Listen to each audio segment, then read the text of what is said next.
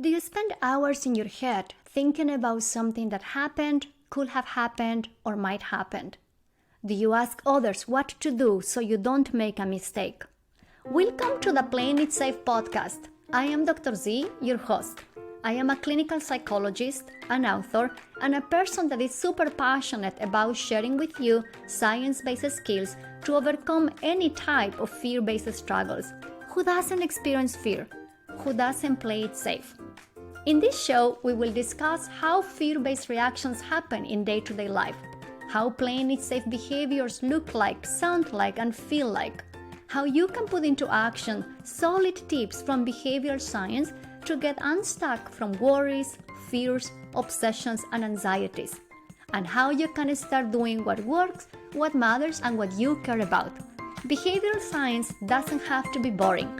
Thanks for listening, and let's get started. We often have uncomfortable emotions and feelings we're dealing with, like anxiety, worry, guilt, jealousy, envy.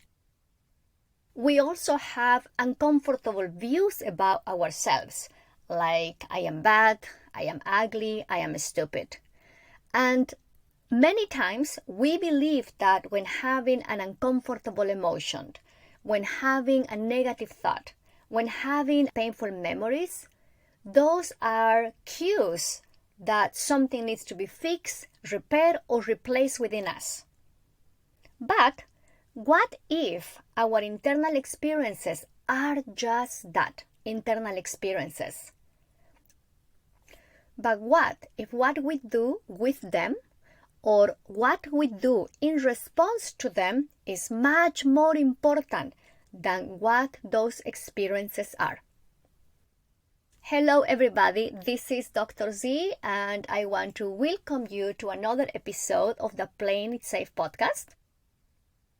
In this brief episode, I want to share with all of you a particular psychological concept that is at the heart of acceptance and commitment training. This psychological concept is context, and it's going to help you to understand your behavior in context. Now, I know that may sound fancy smanchy, but I promise you that I did my best to share with all of you what context is within acceptance and commitment therapy in a simple and actionable way, so you can get better at living a purposeful life. So let me start by sharing a Buddhist parable. A farmer and his son had a beloved stallion who helped the family earn a living. One day, the horse ran away, and the neighbors exclaimed, "Your horse ran away! What terrible luck!" The farmer replied, "Maybe so, maybe not, we will see." A few days later, the horse returned home, leading a few wild mares back to the farm as well. The neighbors shouted out, "Your horse has returned and brought several horses home with him. What great luck!" The farmer replied, "Maybe so, maybe not, we will see." Later that week, the farmer's son was trying to break one of the mares, and she threw him to the ground, breaking his leg. The neighbors screamed, "Your son broke his leg. What terrible luck!" The farmer replied, "Maybe so, maybe not, we will see." A few weeks later, soldiers from the National Army marched through town, recruiting all the able-bodied boys for the army. They did not take the farmer's son because he was still recovering from his injury. The neighbors shouted, "Your boy is spared. What tremendous luck!" To which the farmer replied, "Maybe so, maybe not, we will see." They are not absolutes. There is a misconception about behaviorists as being cold, rigid, and non-empathic. An ACT is based on radical behaviorism, but that doesn't mean that we don't pay attention to behaviors in context. Within the ACT model, You cannot understand behaviors without thinking of them within a given context. And by context, I mean what happens before that particular action and what happens right after that particular action. When thinking about actions, I am thinking about the things that you do with your feet, with your hands, and with your mouth, but also I am thinking about thinking strategies. Within ACT, within radical behavior is understood as every single thing a person does. It could be something that is visible to others, like moving your hand up and down, jumping up and down, me recording this podcast, and it's also everything you're doing in your head in a private way. When you are thinking, dreaming, rationalizing, coming up with hypotheses, coming up with arguments, that is also a behavior. So within ACT, we try to understand behaviors in context. Let me give you an example. If you have the thought, I am feeling like a loser today, you may spend hours listing all of your accomplishments and qualities. You may even ask your friends to tell you positive attributes about yourself.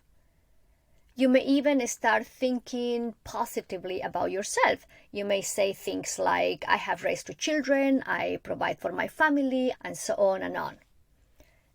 Within acceptance and commitment training, we may ask you the history of that thought, your cultural upbringing, the family messages you receive, past experiences you may have had. We may ask you if you remember when was the first time you had a thought. We may ask you, how did you think about yourself when you were a teenager, and so on. We may ask you how long you have struggled with that particular thought that says, I am a loser. But, here is the big but, we won't ask you to prove yourself that you are not a loser. Again, we can understand where the thought is coming from. We may ask you about the history of the thought that says, I am a loser. But we won't ask you to do anything to prove yourself that you're not a loser. We won't ask you to list all the positive qualities you have or to disprove that you are a loser. Instead, we may ask you, what were you doing when having the thought that says, I am a loser? When did you have it? And then we will ask you, what did you do when having the thought? Did you take any action? Did you take any private or public action? And did that action improve or worsen the quality of your life in that moment? Did that action help you to be who you want to be in that moment? You see, it's very different. We may ask you to check if the action you took in response to the thought that says, I am a loser, was a workable one or not. And when I say workable or workability, as you hear me saying in other episodes, and quite likely you're going to hear me saying in future episodes, within ACT, we are referring to whether a behavior or an action helps you to move towards what is important to you in a given situation. Workability has nothing to do with whether a behavior is true or not, correct or not, positive or negative. So if what you were doing in a particular situation helps you to move closer towards the life that you want to build, then we say it's workable. But if that action is having the opposite effect and is taking you farther away from who you want to be in that moment, then we will say that it's an unworkable action. And you are the only person who can ever decide whether something is workable for you or not. Now, you may wonder why I chose to talk about context on today's episode. Here is why. Because anything and everything you do, privately or publicly, can be a move towards your values or a move away from them. And often it's easy to judge our actions as good or bad. It's easy to classify your thoughts, feelings as positive or negative. And on top of that, it's easy to read and consume messages in social media that says, do this, do that. as if it's a simple thing to do and an answer to difficult problems without looking at your own context, what truly works for you, and what your values are. In ACT, we are far beyond those terms. And again, we look at our behaviors through the lenses of workability. And workability is always in regard to your values. Let me unpack this a little bit more. Let's say that I stay in bed and the alarm goes off, but I keep hitting the snooze button to avoid dealing with the stress that comes with some tasks. For me, that will be an away move. It may not be an away move for someone else, but it will be for me. But if there is a holiday or I have a 3-day weekend and the alarm goes off and I hit the snooze button to enjoy the pleasure of a long sleep in, for me, in that moment, that will be a choice move. For someone else, that might not be a choice move. Because some people like to get up very early, even in the holidays or in a long weekend, and go for a run or go for yoga or do some exercise. But for me, in that moment, that will be a move towards one of my values.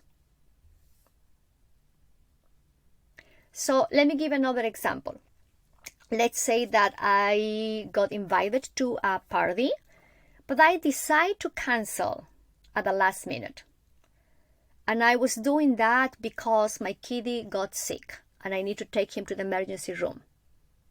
In that situation, that will be a move towards my values. But what if I feel very lonely, I feel isolated, even though I got invited to attend to this party and it's important for me to connect, I decide to cancel at the last minute because I want to avoid feeling anxious around others. In that moment, that particular action will be a move away from my values because I am canceling so I don't feel anxious. So you can see how the same behavior, canceling a social event at the last minute, can be a move towards your values in one situation, or it can be a move away from your values in another situation. That's why context matters when thinking of your actions. You can see how within ACT, we don't think of behaviors in terms of good or bad, positive or negative, false or true, sweet or sour, black and white. We think of behaviors as actions you take privately or publicly in a given context.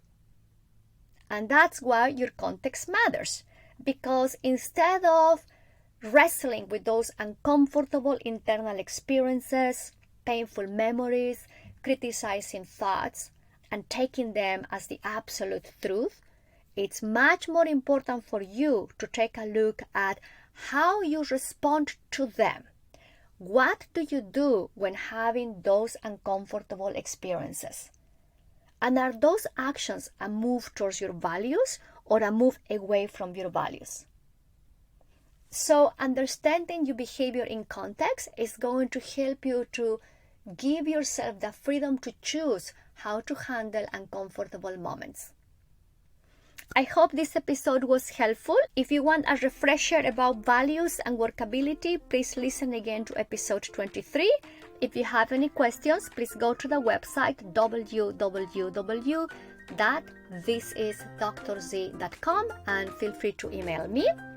I wish you a great week and see you next week. Thanks for listening. If you like this episode, I will very much appreciate it if you will subscribe and share this podcast with your friends. And if you're feeling extra generous, I welcome a review on Apple Podcasts. Show notes of this episode are in the website playingitsafe.zone. Make sure to subscribe to my newsletter so you can receive more tips to stop all types of unworkable playing it safe actions. See you soon!